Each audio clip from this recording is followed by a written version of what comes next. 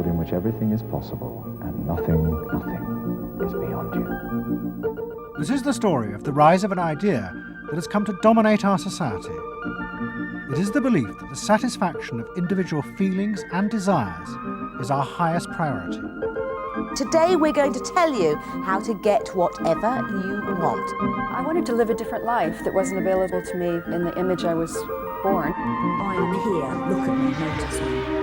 Previous episodes have shown how this rise of the self was fostered and promoted by business.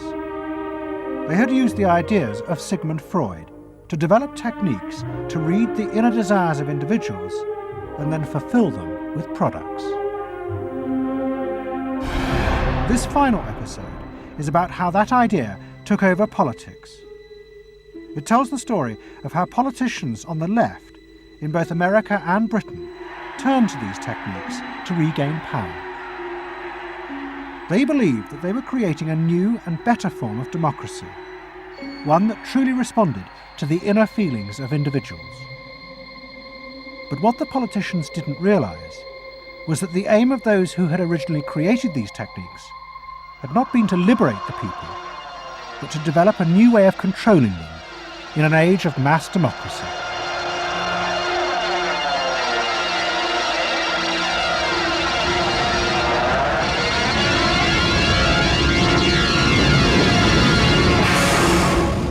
The roots of the story lie way back in the America of the 1920s with one man. He was called Edward Bernays, the nephew of Sigmund Freud.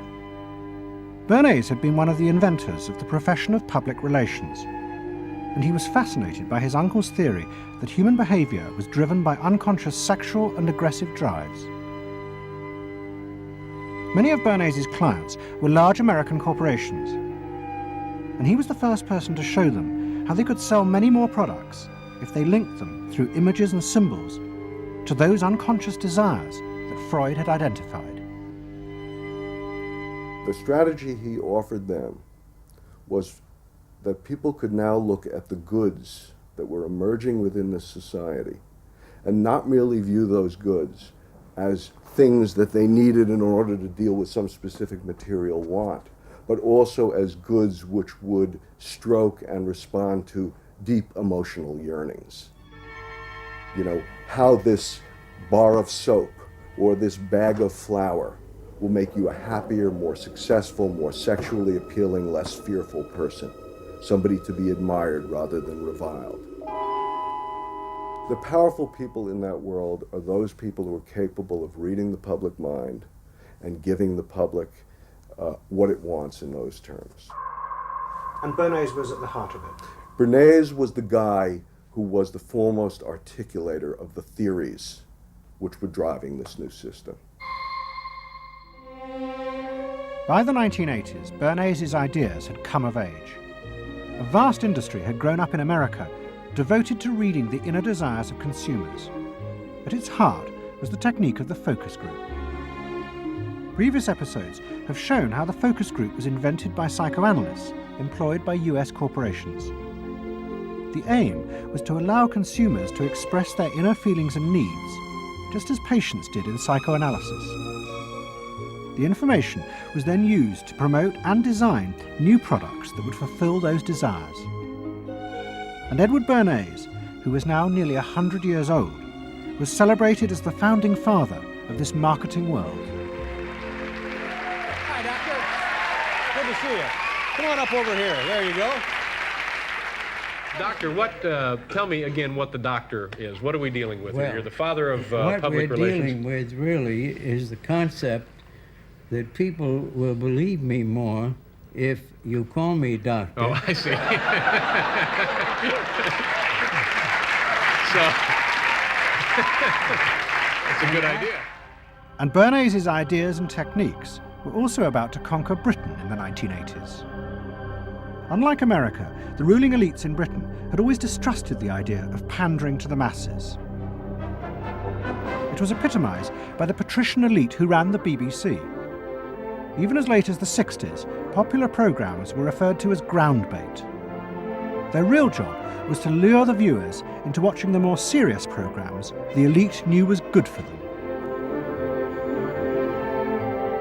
and market research reflected this attitude. Individuals were observed and classified by market researchers according to their social class, from A through C2, D and E.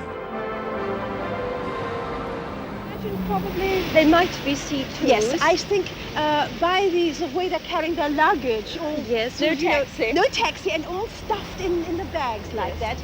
I think the lady possibly sets her own hair, which is always an indication. Yes. The children are nicely dressed. Yes, they are. Probably a skilled worker. A skilled, yes, description. a skilled worker. I would think say so. Yes, I would served say an so. apprenticeship or done some Yes. qualifying time. We agree then. Yes, we think C2. We think so. Yes. When people were asked their opinion about both products and politics, they were selected by social class and asked only strictly factual questions about what they thought. Leaving your own party sympathies on one side, who do you think will win this forthcoming election? Labour. And tell me which you prefer. Which party do you think you'll be voting for? This time, Liberals. You'll be voting for the Liberals. And who do you think will be second? Conservative. This one. Thank you. The idea that one might ask people what they themselves felt and desired, and then give it to them, was seen as alien to the ruling elites, which would challenge their belief that they knew what was best for the public. There's evidence in other countries, in the United States for example, where pollsters have been used before elections to interpret the mood of the public, and then you give people more what they want to have and less what they ought to have. But again, this could be alleged to be more democratic, I don't know. It's very dangerous ground, I think, though, when polls are used in that way. But then, in the economic crisis of the mid-70s, British industry was forced to begin to pay attention to the inner feelings of consumers. As the recession deepened, consumer spending fell dramatically, and the advertisers insisted that the only way for companies to survive was to make their advertising more effective. And to do this, they would have to delve into people's underlying psychological motives for purchasing. The advertising industry started to bring in Americans to run focus groups with British housewives. Everyone is a unique person, and even though you're a group of 10 today, we don't want a group opinion, and we want to know your ideas and your thoughts, no matter how crazy it might be. Please let your imagination run wild, because that's how very crazy things like instant coffee got born. Now, can we get somebody, this lady, to be a kitchen sink? And kitchen sink, how do you feel with these things that are being used to clean you up? Well, I've got to feel clean. I've got to be kept clean. So I feel that. I should hate it if I was all greasy, so I've got to be easy to clean. Okay, now the housewife, this lady, what would you use to clean your kitchen sink? A scouring powder. Of course, a cloth to apply the things on, and plenty of water. Now, how do you feel as you're doing this chore? Feel satisfied? Well satisfied when I have done it, yes. I'm doing my duty. I feel it's a job well done. The consumers were encouraged to play at being products, from household cleaners to car seat belts. The aim was not to talk rationally, but to act out and reveal their inner emotional relationship to products. Which firmly and unmistakably underlines. And then a politician emerged who also believed that people should be allowed to express themselves. Instead of being controlled by the state, the individual should become the central focus of society. Some socialists seem to believe that people should be numbers in a state computer. We believe they should be individuals. We're all unequal. No one, thank heavens, is quite like anyone else, however much the socialists may pretend otherwise. And we believe that everyone has the right to be unequal, but to us, every human being is equally important.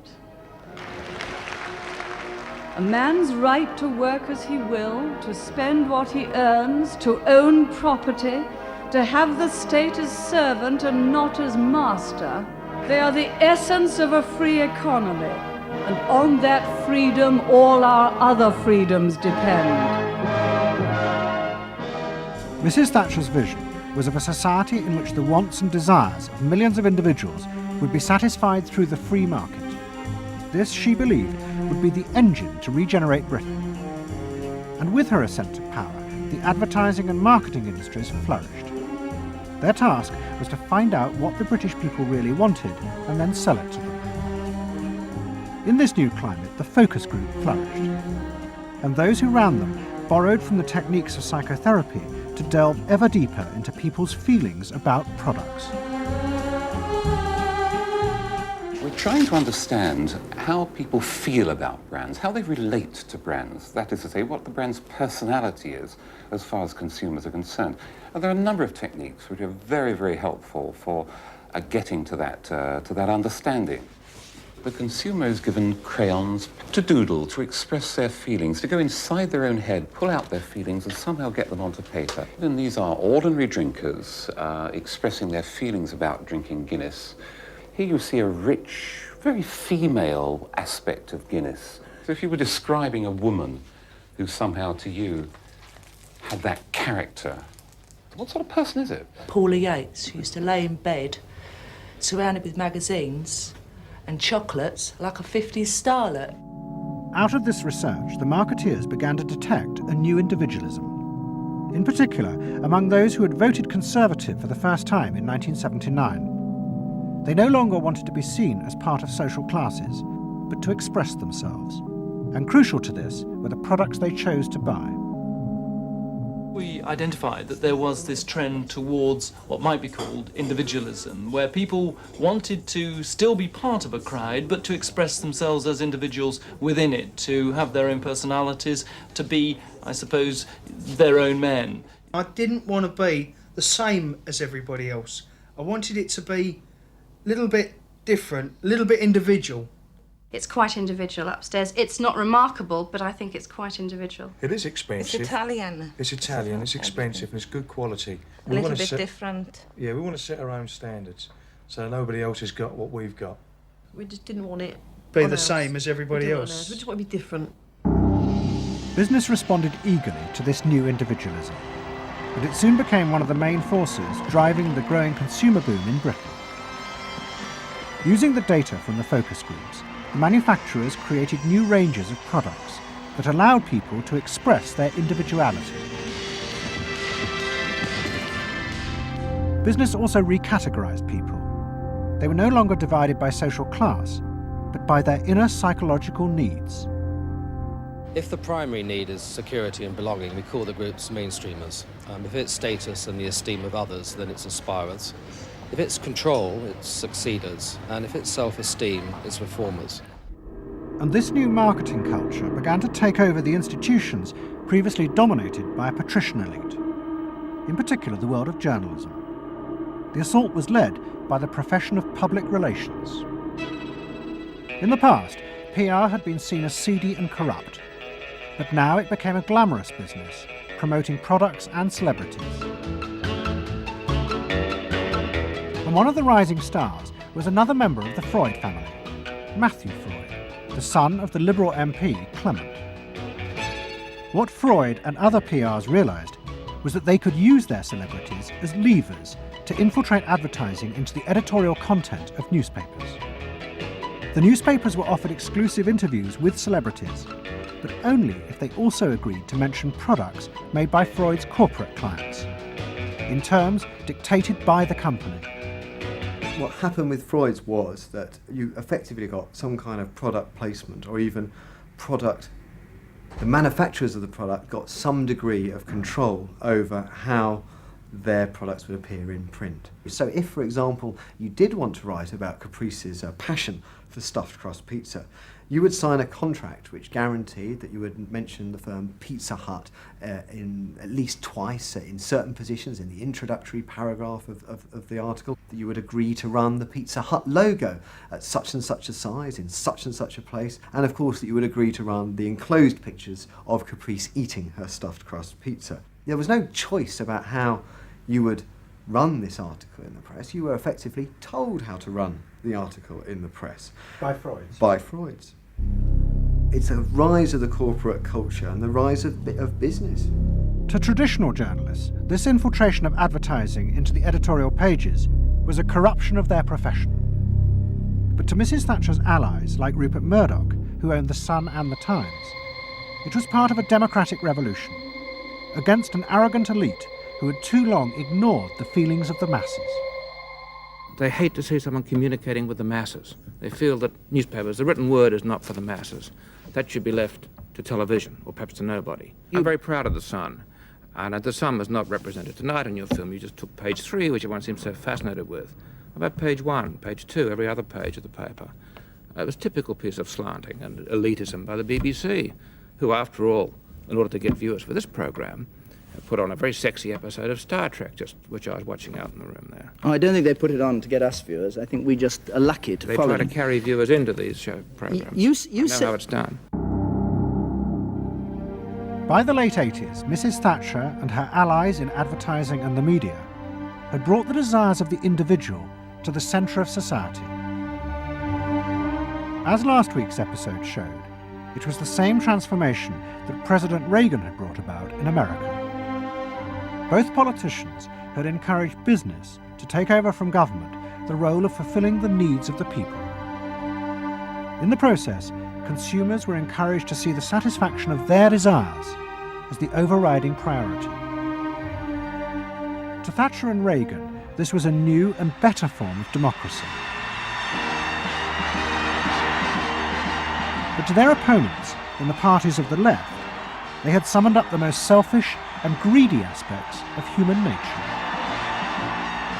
Ronald Reagan and Margaret Thatcher both embraced an economic philosophy that says the unit of judgment was not only the individual, but it was the individual's personal satisfaction, the individual's own unique happiness and well-being.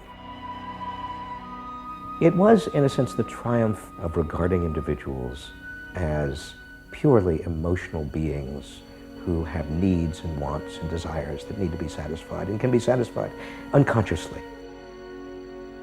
It goes way back to the early part of the 20th century, to Freud, to notions of the unconscious, the assumptions that we are, in terms of our rational minds, we're little corks bobbing around on this great sea of hopes and fears and desires of which we are only dimly aware.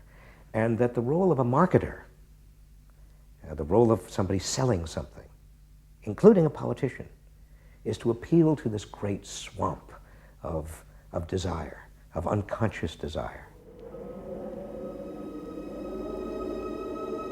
The left believed the opposite, that the way to create a better society was not to treat people as emotional, isolated individuals, but to persuade them to realize that they had common interests with others, to help them rise above their individual feelings and fears. Let me assert my firm belief that the only thing we have to fear is fear itself.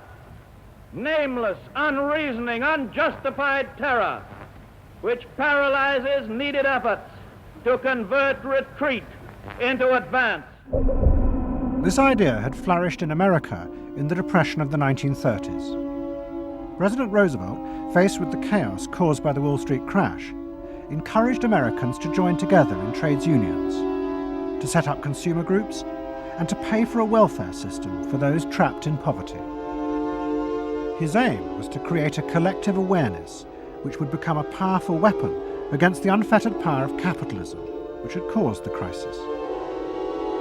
That idea had driven the Democratic Party for 50 years.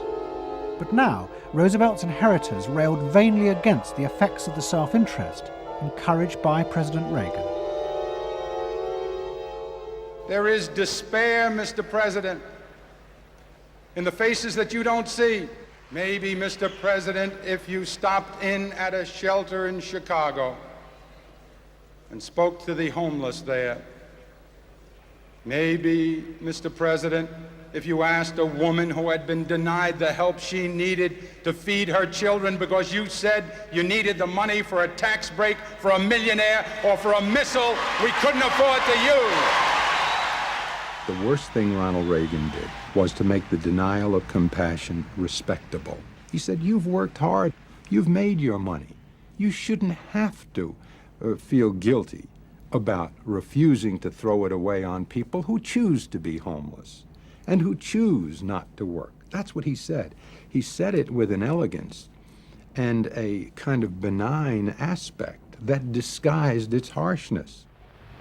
You think we can do anything about it? Well, why not? If we can work together now to look after the lives of the people here, I don't see why we couldn't work together afterwards to clear up the mess and help build a better world in which these things can't possibly happen. The qualities we've learned from comradeship and common suffering are not going to be wasted after this war. It's out of experience like ours that the new world will be built.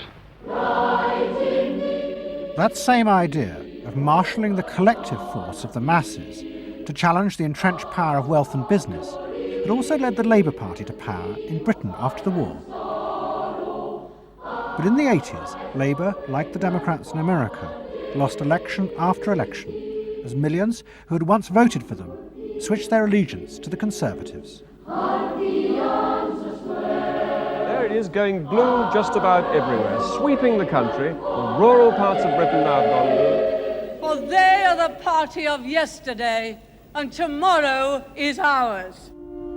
In the face of this, a growing number within the Labour Party became convinced that if they were ever to regain power, Labour would have to come to terms with the new individualism. One of them was an advertising executive called Philip Gould, who had been a lifelong Labour supporter.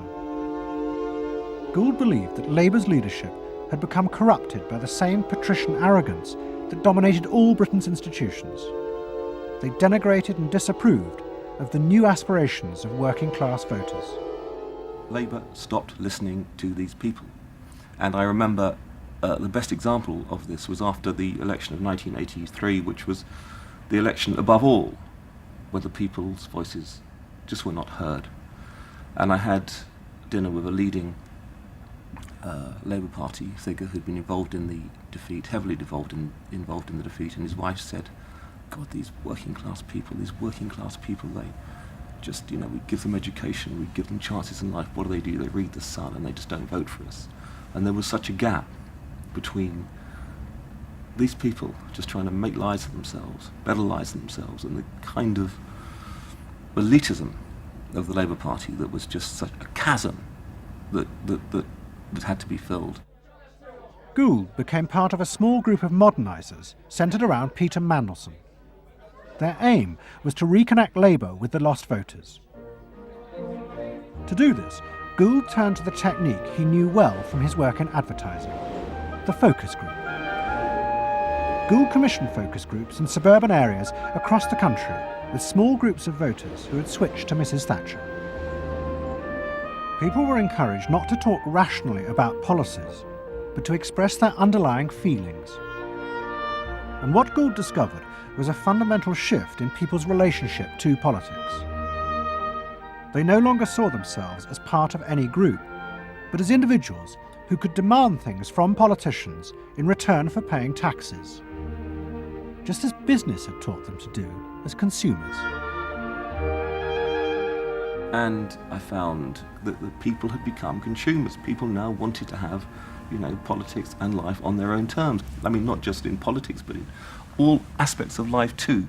People see themselves as they are, as autonomous, powerful individuals who are entitled to be respected, who are entitled to have the best, not just in, going to Tesco's or wherever, but the best in terms of health and in education too. All this was about getting the Labour Party to understand that people really, really, really had changed, and the Labour Party had not, and unless the Labour Party changed, it would not win. Philip Gould now set out to try and persuade the Labour Party that they would have to make concessions to what he called the new aspirational classes. But he was going to face implacable opposition. In the run-up to the 1992 election, Gould argued that the only way to win was for Labour to promise not to put up taxes. But the Shadow Chancellor, John Smith, angrily refused. Labour would stick to its fundamental policies. They would fight the election with the promise of tax increases to create a fairer society. And as the campaign began, it seemed as if Philip Gould was wrong. The traditional polls consistently showed Labour ahead, despite the Conservative campaign message that a Labour government would put up taxes. Even the Conservatives' oldest allies in the press became convinced that by harping on about tax, the Conservatives were cutting their own throats. So the worry about the Tories must be that they're not at the moment conveying a sense of grip and being in control. And unless they can do better than that, I think they're going to lose.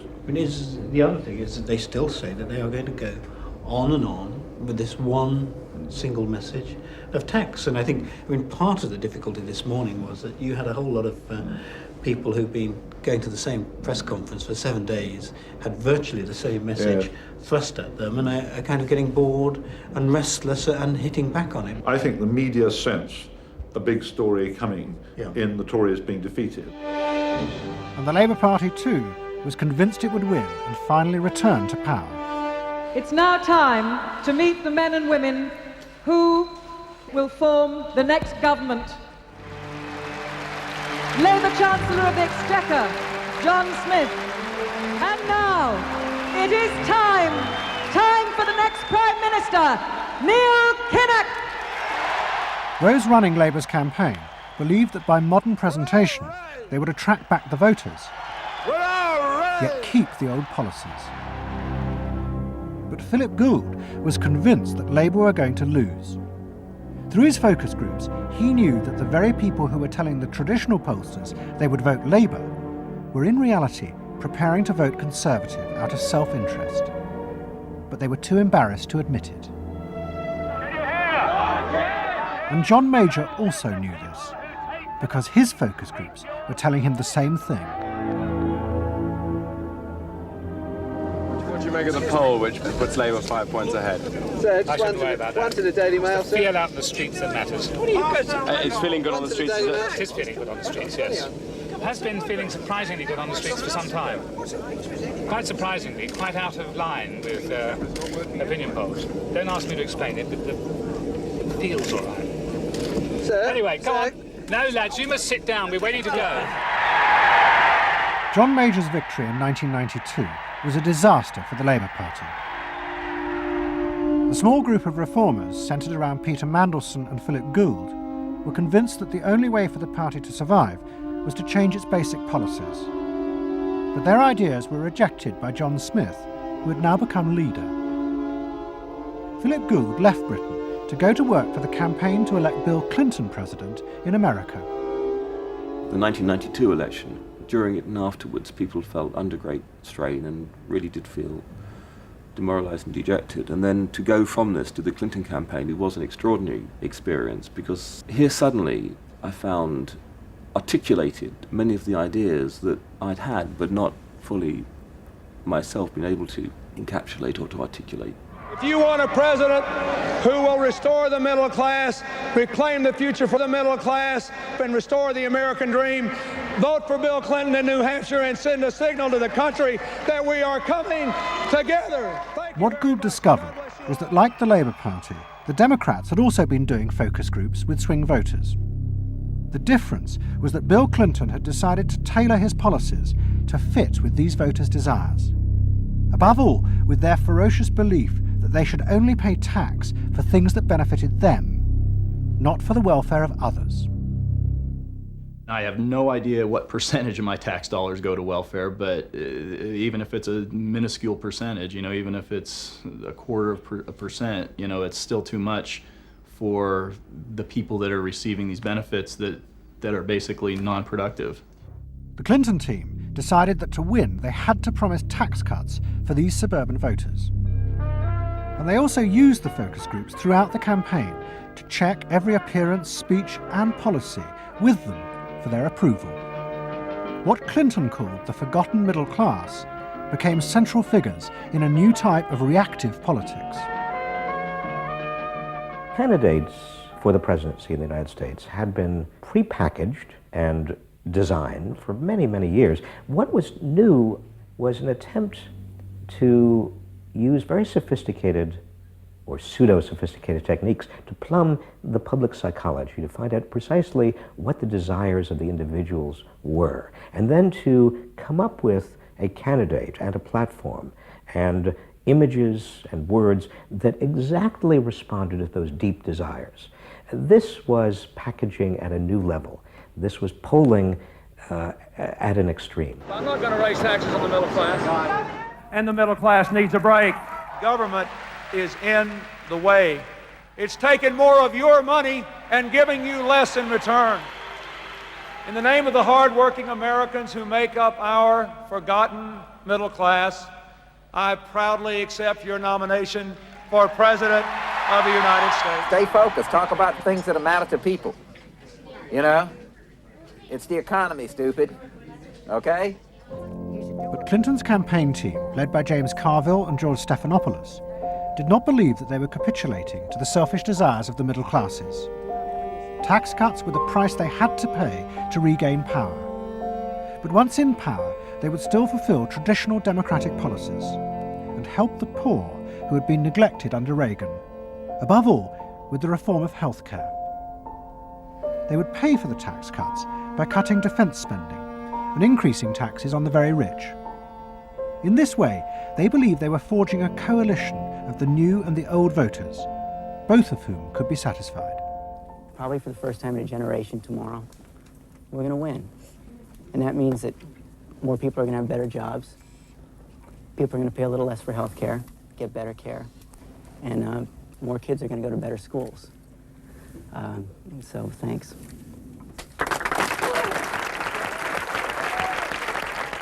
But the Democrats' optimism was to be short-lived. In November 1992, Clinton was triumphantly elected president. But within weeks, his administration discovered that the budget deficit was far greater than they had anticipated. At a meeting in the White House in January 1993, the head of the Federal Reserve told them that the deficit was nearly $300 billion. There was no way they could borrow any more without panicking the markets and causing a crisis. The only way to pay for the proposed tax cuts would be to cut government spending, not just on defence, but on welfare. Clinton was faced with a choice between the old politics and the new, and he chose the old. The tax cuts were dropped, and he tried to inspire the country with the old democratic ideal of government spending to help the poor and disadvantaged. Tonight I want to talk with you about what government can do, because I believe government must do more. To put people to work now, to create 500,000 jobs. Jobs to rebuild our highways and airports, to renovate housing, to bring new life to rural communities and spread hope and opportunity among our nation's youth. Healthcare reform sounds like a great idea to me. Well, I know, but some of these details sure scare the heck out of me. Like what? Well, like for... At the start of the Clinton administration, many of us, including, I believe, President Clinton himself, reverted back to an older tradition, tried to lift the public, to talk about genuine ideals beyond the individual. And that reform agenda being not only universal health care and child care and dealing with the widening inequalities in our society and homelessness, many things that many citizens, just particularly middle-income citizens, didn't want to deal with. But the suburban voters who had been promised tax cuts were not inspired by Bill Clinton's vision. They felt betrayed and wanted revenge. Their opportunity came in 1994 with the congressional elections. The Republicans, led by Newt Gingrich, promised huge tax cuts and to dismantle the welfare system. The voters who had defected to Clinton switched sides yet again, and the Republicans won both houses of Congress in a landslide. Well, I think it's a tremendous vote in favor of smaller government, lower taxes, and in a sense, a renewal of the Thatcher-Reagan tradition. And I think in that sense, it's pretty decisive. It means that the welfare state is going to be less hospitable for people who are not willing to take responsibility for their own situation. No question about it. I think today is the beginning of the end of the welfare state. For Clinton, it was a disaster. Faced with a hostile Congress, there was no way for him to get his reforms through. His personal popularity plummeted, and it seemed certain he would not be re-elected in 2 years' time. In desperation, and without telling his cabinet, Clinton turned for help to one of America's most ruthless political strategists, Dick Morris. What did he want you to do? Save his butt. Clinton was in serious trouble. He had lost the '94 election. He had lost control of Congress, and he hired me to come back and help save him. So he was basically asking me to perform roughly the same role as a life preserver would if you're drowning.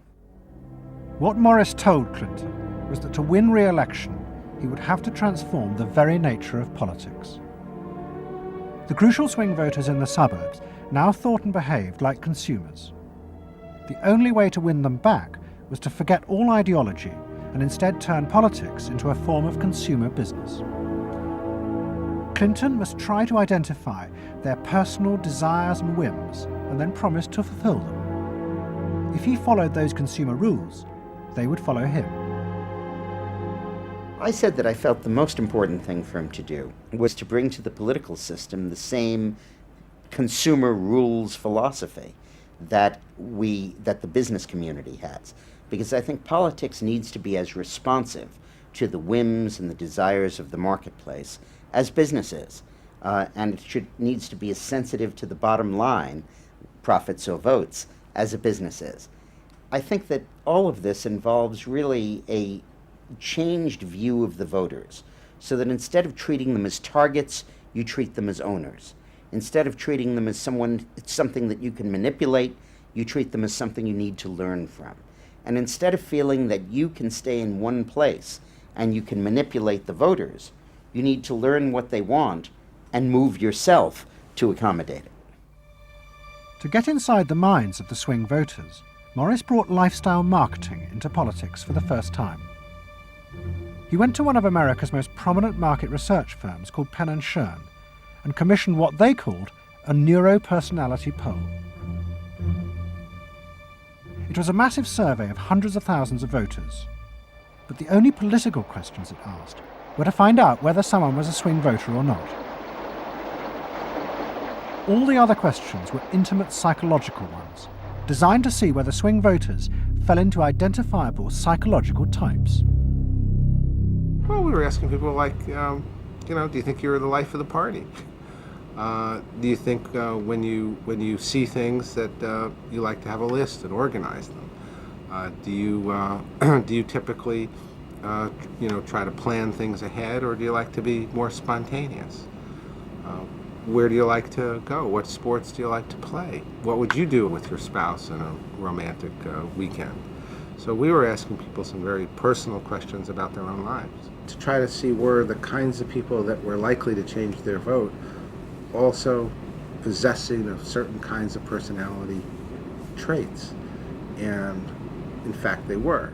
The neuropersonality poll allowed the Clinton team to segment swing voters into different lifestyle types.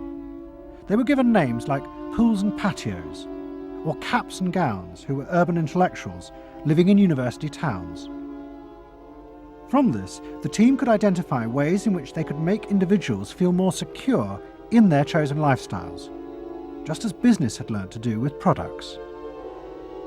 Dick Morris called it small bore politics, tiny details of people's lives and personal anxieties which politics had never even thought about or noticed before, but which now had become the key to winning power.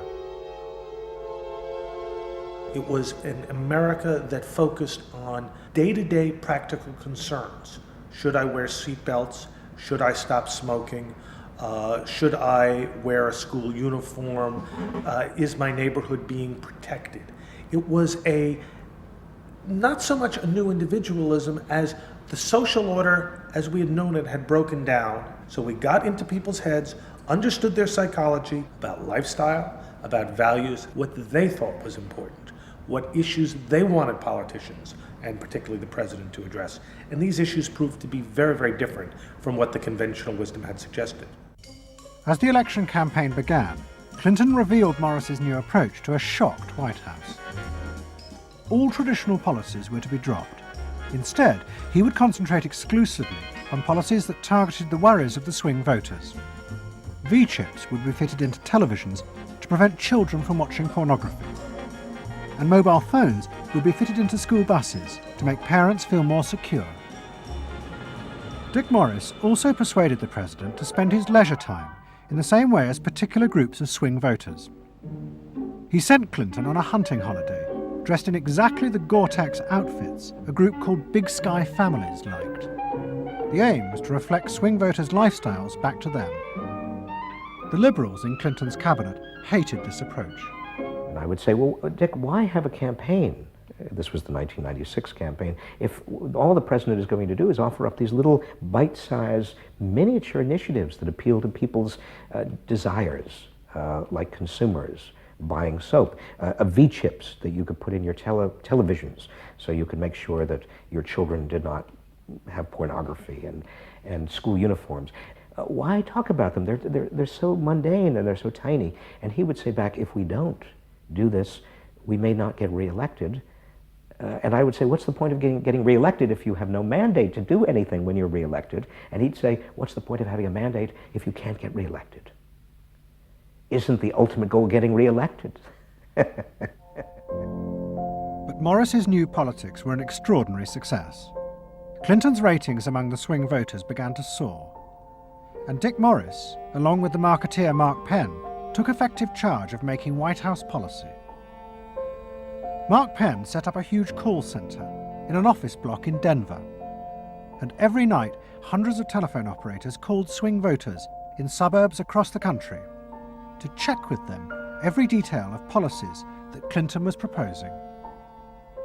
The policy was made by a group of people manning telephones in Denver, Colorado, placing calls to voters in places like Westchester and Pasadena, and asking them what they wanted from their government, and asking them very specifically about specific policies that Bill Clinton was considering. Would you be more likely to support him if he offered this particular government service, or if he offered that one? Those people told them what they thought. Mark Penn transmitted that to Bill Clinton, and it came out of his mouth. So essentially it was suburban voters in the 90s were creating American domestic policy, and some of its foreign policy as well. Right. Yeah, Mark Penn was polling on questions like whether we should bomb in Bosnia, things like that. Morris also insisted that Clinton make a symbolic sacrifice of the old politics to convince the swing voters to trust him. In August 1996, Clinton signed a bill which ended the system of guaranteed help for the poor and unemployed. Welfare would be cut back after 2 years in order to force people into work. The new system was called welfare to work and would, he said, be a hand up, not a handout. It was the effective end of the guaranteed welfare system created by President Roosevelt 60 years before. For many in Clinton's cabinet, it was also the end of the progressive political ideal that Roosevelt had represented. The belief that one used a position of leadership to persuade the voters to think and behave as social beings, not as self-interested individuals. Dick Morris and the pollsters had won. And by that I mean that the people who ultimately got to the president, shaped the president's mind, were those who viewed the voters as just a collection of individual desires that had to be catered to and pandered to. It suggests that democracy is nothing more, and should be nothing more, than pandering to these unthought about, very primitive desires. Primitive in the sense that they are not even necessarily conscious, just what people want in terms of satisfying themselves. And the same triumph of the politics of the South was about to happen in Britain too. In 1994, Tony Blair had become the leader of the Labour Party, and the reforming group centred around Peter Mandelson became all-powerful. Almost every night, Philip Gould ran focus groups with swing voters in the suburbs. But this time he was listened to, and the desires and the fears of the new aspirational classes became the central force shaping Labour Party policies. In that period, I was talking to people who used to vote Conservative and were considering voting Labour, and they wanted understood that they are financially pressed and that there are limits to the extent to which taxation can be improved. They think that crime is an issue that matters to them and should be respected. They You know, they want welfare to go to people who deserve welfare, not to people who do not. This was seen of by many in the Labour Party as selfish. I never saw that it was selfish. I believe that a dad or a mum doing their best for their family isn't selfish. They're just doing their best for their family, and that's what people do. A crackdown on those who make life hell in their local neighbourhoods through noise or disturbance. Law and order is a Labour issue today. Philosophy of campaigning is, let's concentrate on swing voters, let's focus group them to find out what they want and what will appeal to them, and let's just relentlessly push those themes in the election. Something is happening to you.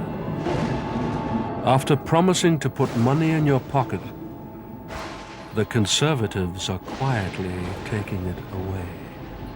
Philip Gould was crucial because he gave the raw material, if you like, for these politicians to do this kind of politics. In that when he came up with stuff, they'd follow it, you know, pretty much without exception. Blair himself would pore over these sort of 12-page memos and say, well, this is what we must do. We want people to earn more, to consume the good things of life. We want people to pay lower taxes. Gordon Brown says a Labour government would hold the main tax rates unchanged. A Labour government will not increase the basic rate of tax. I want to make it clear that I will not increase tax. In fact, the Labour Party does stand for Middle England. Those that aspire to do better, to get on in life, and be ambitious for themselves and their families will do better with Labour. Groups of 8 people drinking wine and nibbling, you know, Cheerios, what they thought determined effectively everything that the Labour Party did. And although those running the campaign liked to portray the new approach as their invention, it was in fact copied from the Americans, even down to the phrases that the American marketeers had tested on their swing voters. Peter Mandelson and his team were in the United States watching what we did and copied almost verbatim our approach in their 1997 campaign. The benefit system should be about giving people a hand up, not just a handout. Mandelson's not a fool if he's anything. He saw something that worked, so why not do it? And I can remember reading their manifesto and saying to myself, they just took it lock, stock, and barrel. You know, on one hand you're proud, and on another hand, you're bitch. And as in America, Labour was forced to drop policies that would not directly benefit the swing voters, even if it meant sacrificing its fundamental principles. The commitment to public control of industry, which was enshrined as Clause 4 of the party constitution, was dropped. The aim of Clause 4 had been to use the collective power of the people to challenge the unfettered greed of business. But now, Tony Blair was faced with crucial voters who no longer saw themselves as exploited by the free market. They saw themselves as individual consumers who were fulfilled and given identity by what business delivered them. The new Clause 4 promised not to control the free market, but to let it flourish. Business is more powerful than government. It is quicker, it is more creative. Business is the lifeblood of the country. From this come all the benefits that society needs. Employment, investment. I think, frankly, there is only one party getting business right, and that's New Labour. What New Labour did suits people who exert power in society not through the political system, or not through the democratic political system. So it suits big business, and it suits entrenched interest, and it suits the status quo. You know, those 3 things, of course, just off the top of my head, being the things that the Labour Party is supposed to be, you know, a counterforce to. What that means is big business get to carry on exerting their power behind the scenes, getting their way, because there's no countervailing pressure. Countervailing pressure isn't going to come from, you know, 8 people sipping wine in Kettering. Here he goes, turning an awful lot of other blue seats red as well.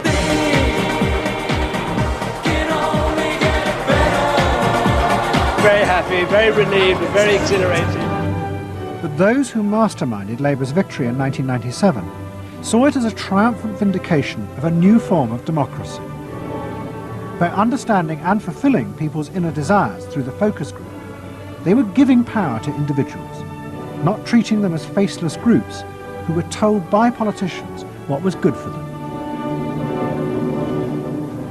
I don't see the focus group as some marketing tool. I see the focus group as a way of hearing what the people have to say.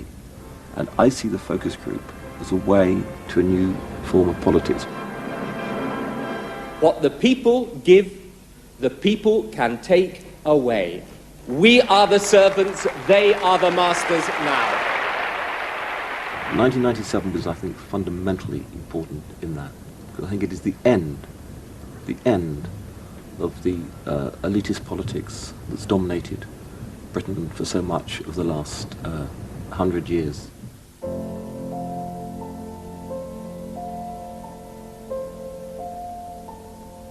In 1939, Edward Bernays, Sigmund Freud's nephew, created a vision of a future world in which the consumer was king. It was at the World's Fair in New York, and Bernays called it Democracy. It was one of the earliest and most dramatic portrayals of a consumerist democracy, a society in which the needs and desires of individuals were read and fulfilled by business and the free market. The World's Fair created a spectacle in which all of these concerns were met, and they were met by Westinghouse and General Motors and the American Cash Register Company, and company after company presented itself as this sort of centerpiece of a society in which human desire and human want and human anxiety would all be responded to and would all be met purely through the free enterprise system. There was this sort of notion that the free market was something that was not guided by ideologies or by political power. It was something that simply was guided by the people's will. This was the model of democracy that both New Labour and the American Democrats had bought into in order to regain power. They had used techniques developed by business to read the desires of consumers, and they had accepted Bernays' claim that this was a better form of democracy. But in reality, the World's Fair had been an elaborate piece of propaganda designed by Bernays for his clients, the giant American corporations. Privately, Bernays did not believe that true democracy could ever work. He had been profoundly influenced in this by his uncle's theories of human nature. Freud believed that individuals were not driven by rational thought, but by primitive, unconscious desires and feelings. And Bernays believed that this meant it was too dangerous to let the masses ever have control over their own lives. And consumerism was a way of giving people the illusion of control, while allowing a responsible elite to continue managing society.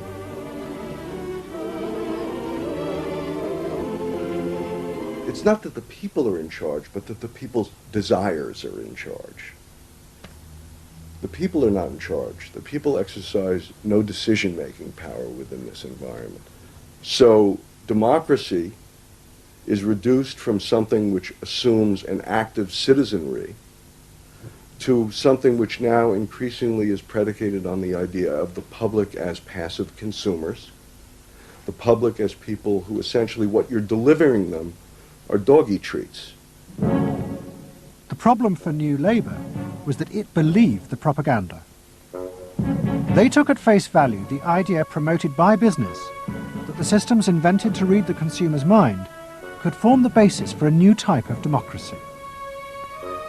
Once in power, New Labour tried to govern through a system that Philip Gould called continuous democracy.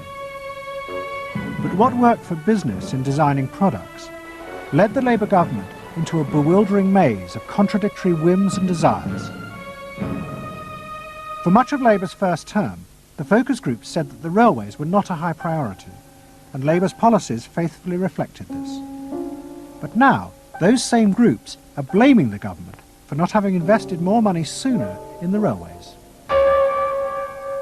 The point about focus group politics is that there isn't one because people are contradictory and irrational, and so you have a problem in terms of deciding what you're going to do if all you do is actually listen to a mass of individual opinions that are forever fluctuating and don't really have any coherence, and crucially are not set in context.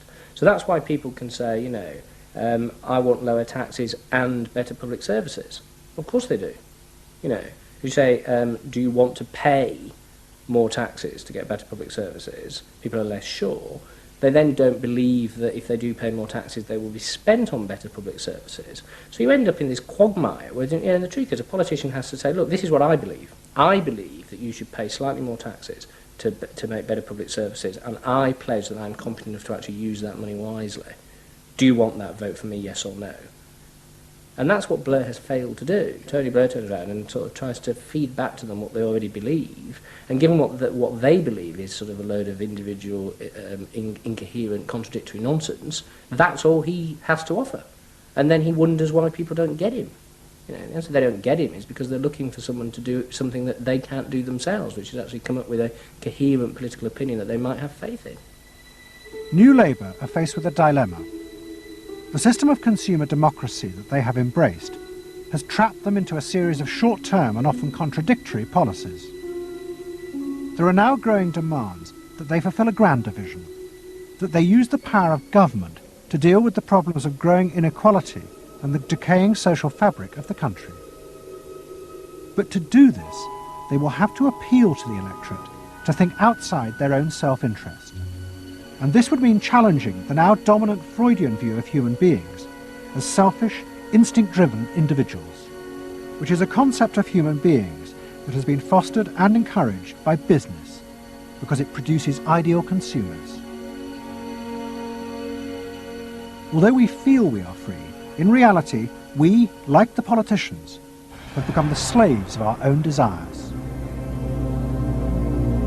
We have forgotten that we can be more than that there are other sides to human nature. Fundamentally, here we have two different views of human nature and of democracy. You have the view that people are irrational, that they are bundles of unconscious emotion. That comes directly out of Freud. And businesses are very able to respond to that. That's what they have honed their skills doing. That's what marketing is really all about. What are the symbols, the music, the images, the words that will appeal to these unconscious feelings? Politics must be more than that. Politics and leadership are about engaging the public in a rational discussion and deliberation about what is best, and treating people with respect in terms of their rational abilities to debate what is best. If it's not that, if it is Freudian, if it is basically a matter of appealing to the same basic unconscious feelings that business appeals to, then why not let business do it? Business can do it better. Business knows how to do it. Business, after all, is in the business of responding to those feelings.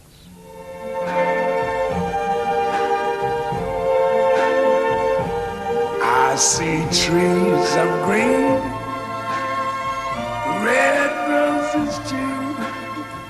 I see them bloom for me and you. And I think to myself, what a wonderful world. I think to myself, what a wonderful